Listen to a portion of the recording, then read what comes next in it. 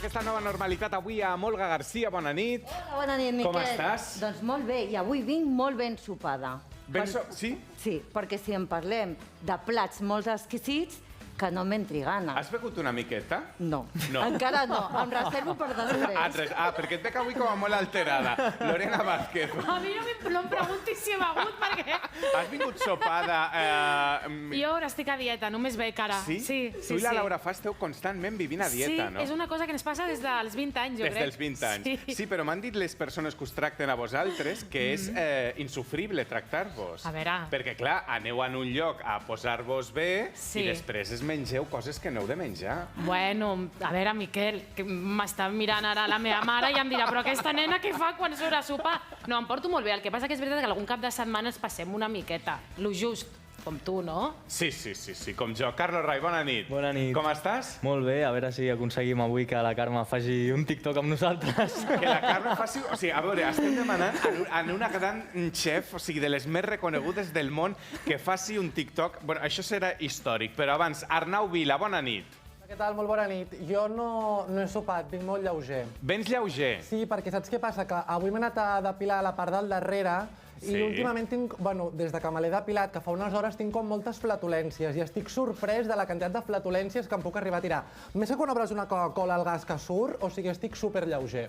Déu meu senyor, jo no sé si la nostra convidada d'avui s'haurà espantat ja o no. Carme Ruscalleda, bona nit. Bona nit, què tal? Com Què tal estàs? esteu? Bé, gràcies a Déu, molt bé, contenta de ser aquí amb vosaltres. És un plaer que avui estiguis amb nosaltres. Merci per convidar-m'hi. Què tal és aquesta nova normalitat? Com ho estàs vivint? Home, emprenyada, entristida i desorientada. Aquesta és la clau, no? I veient que realment per aquest forat econòmic tan fosc i tan profund desapareixeran doncs molts establiments que són caràcter, que són cultura d'aquest país. Això em dol molt, moltíssim. Escolta, avui jo crec que anem també a donar una lliçó de que tots els somnis són possibles, no? Ah, sí, esclar. Perquè tu vas començar de molt petita Sí. al poble amb una xarcuteria. Sí. Tu eres xarcutera. Sí. I a poc aquesta xarcuteria vas dir un dia vaig a fer petits plats per cuinar perquè la gent es pugui emportar a casa, no?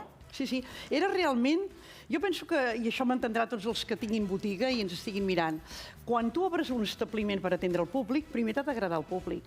Després, si obres un establiment, t'ha d'agradar atendre i realment servir, estar atent a aquelles necessitats d'aquella persona que t'ha fet entrar a casa teva de la llista de la competència que hi ha. Per tant, atenent aquesta visió que teníem, el públic necessitava que se l'ajudés a l'hora del dinar o sopar. Per això vam començar tenint cada dia a la nostra botiga, hi havia cada dia una croqueta diferent, cada dia una pasta fresca diferent, cada dia una llegum cuinada diferent, i els caps de setmana platillos. I això va ser l'embrió de sentir la força que senten els emprenedors, de dir, me la jugo, pico a les botigues que deixen diners, que són els bancs, que et posen un collaret de maragdes, que et submergeixen i et treuen la son, i et llences a la piscina. Bé, tot això jo ho he fet amb un company infatigable. Jo penso que és el soci perfecte, que és el meu home.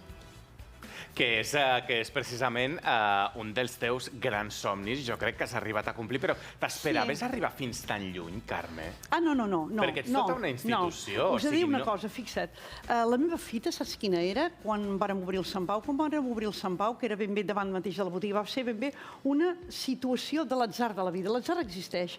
I si tu estàs atent, doncs aquell tren, que és la sort que s'atura, i t'embarques o no t'embarques. Es va posar a la venda un hostal que era davant mateix de la botiga, que valia els mateixos diners d'unes obres que nosaltres volíem fer dins de la botiga. Nosaltres a la botiga volíem parar taules, per una raó, perquè la persona que et compra menjar per emportar t'està comprant temps. I nosaltres anàvem creixent cap a detalls i li dèiem, això va al forn, això va al foc, això hi va al final, i el client ens deia, no em compliquis la vida, vull una safata al forn i a taula. Per això, clar, nosaltres volíem oferir una cuina més detallada, més delicada, no? Per això volíem parar taules a sobre, el pis de sobre de la botiga. I en aquest moment podem comprar un hostal que era al davant. Evidentment, perquè les coses passin, tu les has de desitjar, no? I t'he de dir que vàrem ser la força de dos emprenedors. Teníem en aquells moments amb Antoni, quan vàrem obrir el Sant Pau, 36 anys, però tots dos portàvem a l'esquena 20 anys treballant. Estàvem curtits en el món del treball. M'estàs dient que jo amb 36 anys encara puc guanyar... Sí, esclar. esclar, si tu ho desitges, si tu t'ho proposes.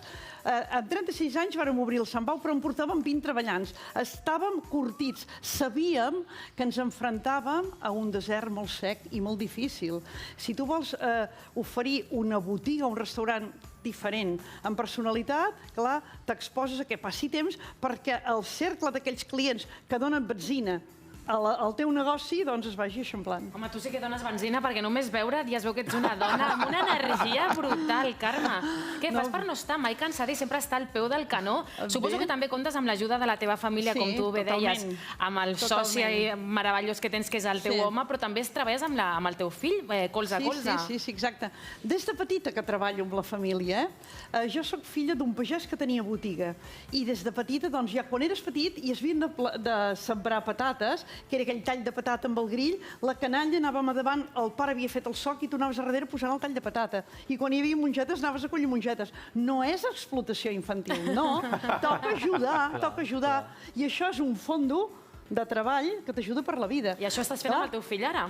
Bueno, jo ho vaig fer quan eren petits. Quan eren petits es recorden que varen treure moltes plomes, que varen pelar moltes patates i que varen treure moltes cloves als pèsols. Sí, a la canalla els hem d'ensenyar a treballar, els hem d'ensenyar l'esforç que vol fer una cosa i la suma que fa un nucli familiar. La Ruscalleda és una dona de cuina, és una dona de taula, però també és una dona d'anunci. Dedicació. Investigarem, innovarem, crearem. Amb il·lusió, amb moltes ganes. I fent sempre autocrítica. Sent inconformistes. I amb humilitat. És a dir, seguirem treballant exactament igual, com ho hem fet sempre. Continuarem fent el mateix que ens ha convertit en la millor gastronomia del món. I així podrem continuar rebent a casa nostra. Amb els teus amics. Amb els teus companys de feina. Amb la teva família. Per compartir, per gaudir, per descobrir... Perquè flipis. Com us porteu entre vosaltres? Doncs mira, existeix aquesta competència... Existeix una competència ben entesa. I a tu qui et guanya? Home, tots, si s'ho proposen, Amb aquest caràcter jo crec que ningú, Carme. No, tots si s'ho proposen. Si t'ho proposes tu no et guanya ningú, estic convençuda, vamos. No, mira, penso que és un sector que ha entès la competència, que ens visitem i per estar al dia, per saber què fa, però per fer coses diferents a casa teva. Hi ha molt bon rotllo, Els problemes i els beneficis de tots són molt paral·lels. Carme, els teus inicis no era com avui dia, que tothom parla i tothom intenta portar una vida saludable. Què et va fer per decantar amb una dieta sana i no només per deleitar del paladar? No, jo t'he de dir que als meus inicis es portava una vida sana, perquè, clar, jo tinc molts anys, jo tinc molt recorregut, tinc molts quilòmetres. I està superbé. Tinc molts quilòmetres. Per tant, a l'inici, la meva infantesa, es menjava molt sa. Es menjava aquest quilòmetre zero de manera natural. Ve un moment que ve una modernitat i a vegades et pot desorientar, molt publicitada, i et desvia del que toca menjar. Ara hem recuperat aquest valor dels productes d'estació, dels productes frescos. Saps que et donen energia i vitamina i, evidentment, per la salut enganxarem aquells que estan desorientats. Això és el que tu segueixes per estar tan bé, no? I Carme, una pregunta. Quan tu convides algú a sopar a casa, sense aquesta pressió, sent tu una gran cuinera, una gran xef, sents una pressió de... Sempre, cada dia, a dinar i a sopar.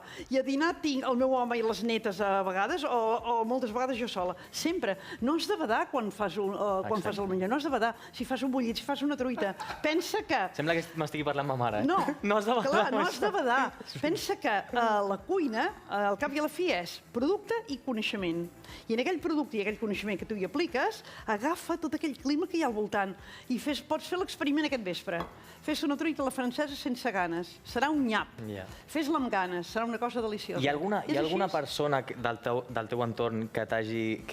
No sempre, però que moltes vegades et digui ai, això no està del tot bo. Oh, i tant! El meu home cada dia. Cada dia. Mai està satisfet. Ostres, tu. Sí, però mira... Li falta sal, li falta... Sí, exacte. Massa cuit, poc cuit, massa temps, poc temps... Escolta, tu no li dius, perdona, però sóc l'única dona que té 7 estrelles Michelin. No, jo l'escolto, i, evidentment, processo aquella informació. Que m'ajuda, l'accepto. Si no, no m'hi discutiré pas. Anem ara a connectar amb un periodista molt jove. Jo no sé si algun cop guanyarà alguna estrella o no. Arnau Vila. Estrella estrellada, digue'm. No, tens aquí en una gran institució de la cuina a nivell mundial. Sí. Carme, què tal? Bona nit, com estàs? Bona nit, molt bé, molt bé. Estàs còmode en aquest plató? Sí, de primera. M'han posat un coixí, tot no es veu, però la cadira és encoixinada. Estàs com una reina, eh? Sí, com una reina, exacte. No et pots queixar. Molt bé, molt bé. Bueno, Carme, jo, mira, volia parlar amb tu perquè jo no crec que aconsegueixi mai cap estrella Michelin. Estic visquent sola en un pis i ja que estàs aquí dic, doncs mira, saps què? Aprofitaré una mica i li demanaré consell. Llavors, jo he portat una llista que la tinc aquí d'aliments que tinc a la nevera, de fet abans de venir estava mirant-ho, i perquè tu em donis una mica una idea de coses que em podria fer amb això. Què et sembla? Endavant. Molt bé. Bueno, doncs jo et dic, mig tomàquet. Oi, ja el tenies protegit? L'has protegit? No, jo ho rento, amb el coronavirus ho rento un sabó tot. Una fruita, una hortalissa s'ha de protegir, no pots deixar l'oreo. Comencem malament, endavant. Perquè ja començo malament, no? Bueno, a veure què tal acaba la cosa. Una llauna de cervesa, òbviament oberta. Oh! Què tal? I te l'acabaràs? Segurament. I les ampolles de vi també, vull dir, no et preocupis. Per l'alcohol no pateixis, tot desinfecta, diuen. I més ara amb coronavirus. Pit de pollastre. Com? Com el tens, aquest pit de pollastre? Al congelador. Amb os, amb pell... Ai, no sé, jo vaig a la carnisseria i dic, mira, un tros de pollastre i talla-me'l. I aquí has posat la data que el vas congelar? És molt important, això, eh? Bueno, el vaig comprar fa una setmana, però un cop congelat això aguanta... Això està bé. Una setmana està bé, endavant, endavant. Perquè màxim els aliments congelats quan aguanten. Home, mira, hem de tenir en compte una cosa. El congelador és el nostre aliat, però hem de tenir clar que una cosa congelada sempre baixa un esglaó la qualitat. Per tant, si vols congelar un pit de pollastre, l'has de congelar tan punt el compres, no quan l'has comprat, el tens a la nevera. No, això ho faig, això ho faig. Està bé, perquè si dius, home, el tinc molt entretingut a la nevera i ara el congelo, cagada pastoret. I ho fico en bossetes, ho faig bé. Això està bé protegit, esclar. S'ha d'identificar el que és i la data. Això ho has de fer sempre. Vale, doncs prenc nota. Llavors també tinc mitja llimona. Òbviament també la tinc oberta i sense protecció. Bé, tot s'esbrava, ja ho saps. Ja. I llavors tinc una cogombra que això doncs et dona usos varis. Per menjar, per divertir-te... Potser te'n fas un gin tònic, no? Un gin tònic, te'n deus fer. Digue'm? Te'n deus fer un gin tònic amb cogombra. Depèn del dia. En tinc varis i depèn del dia. Me'l fico el gin tònic, me'l fico l'amanida, me'l fico... saps? En tots aquests ingredients, què pot fer? Mira, primer de tot, el tomàquet el descartem. Fora. El descartem, l'enviem... A prendre pel sac. Exacte, sí senyor. Però tens una llimona i tens una cervesa esbravada i tens un pit de pollastre. I vi també, el que passa que no m'han deixat dir, però vi en tinc de tots els gustos, eh? De què? Bueno, blanc i negre, tampoc n'hi ha tant. Bé, està bé, doncs mira, agafarem el pit de pollastre, sencer, no el tallarem. Sencer, oli deus tenir a casa teva i sal i pebre. Sal i pebre en tinc, oli també en tinc molt. I un oli d'oliva verge extra també. Sí, oli, tot el que vulguis. Molt bé, perfecte. Doncs mira, aquest pit de pollastre el salpebraràs i posaràs oli i li ben fregaràs com que... El pollastre descongelat, entenc, no? Home! Vale. Home, per descomptat. I per descongelar-lo què faig? El fico al microones o sobre el marbre? No, fixa't una cosa. Quan tu un producte congelat el vols utilitzar, has de fer una previsió d'un parell d'hores abans. Vale. No un dia abans. Perquè si la treus un dia abans, ell pobret has anat descongelant, ni pensir. I allò ja no s'aixeca. Un parell d'horetes. I el deixes a temperatura ambient. Per tant, encara el tindràs el cor un pèl congelat. És el que t'interessa. No haurà perdut sucs. Per tant, el tenim en el punt. El salpebrem, li posem l'oli, el freguem una mica. Tenim una paella... Com si l'exfoliéssim, no? En plan... Sí. És el mateix, exacte. Que fessis un peeling d'aquests. Exacte. Una paelleta bona, antiadherent, a la mida. Això és complicat, eh? Sí, un cassó.